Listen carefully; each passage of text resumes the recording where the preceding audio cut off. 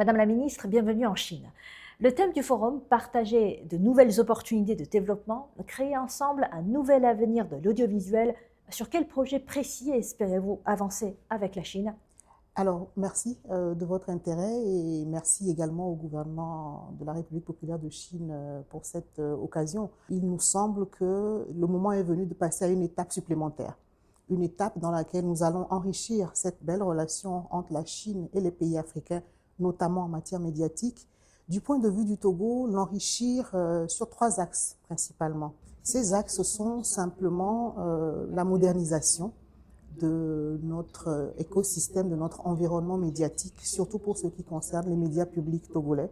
Le deuxième axe, c'est celui de renforcer les compétences.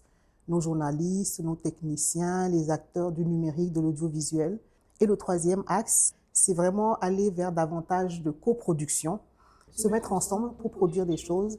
Et je crois que ces regards partagés sur un même objet seront également une source d'enrichissement. Vous êtes l'une des voix les plus expérimentées de ce forum. Quelle histoire africaine mérite d'être mieux connue dans le monde aujourd'hui? Indubitablement, le récit d'une Afrique qui agit.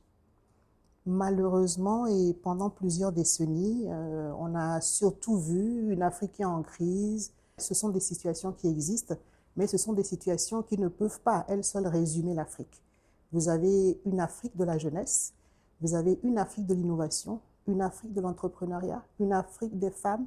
Il y a tellement de choses à raconter autour de l'Afrique qui agit que je crois qu'il est plus qu'urgent que ce soit cette image qui soit retenue.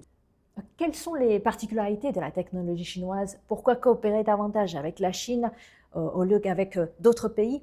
On a souvent parlé de réduire la fracture numérique, mais comment on la réduit si tout le monde se cache derrière son paravent? Cette initiative de faire de l'open source en matière d'intelligence artificielle est une opportunité à saisir pour les Africains parce que, pour une fois, voilà quelque chose qui va, par exemple, permettre d'aller au-delà des barrières linguistiques et de décliner, d'élaborer, de concevoir des solutions qui sont adaptées au plus près des populations africaines. L'année 2026 est l'année sino-africaine des échanges humains et culturels. Et comment évaluez-vous l'importance des échanges? Elle est très importante. Elle remonte aussi loin que le début de la coopération entre nos deux pays. Et ça fait plusieurs décennies d'amitié. Et chez nous, une amitié qui dure longtemps finit par se transformer en fraternité.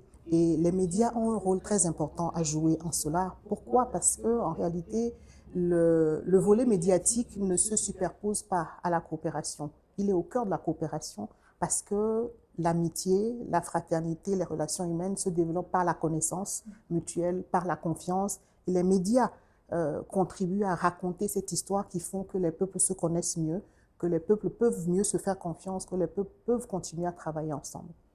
Quel message souhaitez-vous adresser au public chinois qui nous regarde? L'Afrique et la Chine ont une longue tradition d'amitié et qu'aujourd'hui, il est de notre responsabilité, à nous qui sommes là aujourd'hui, d'écrire la nouvelle page de cette amitié et de l'écrire avec ce que nous voulons qu'elle contienne. Merci Madame la Ministre pour cet entretien.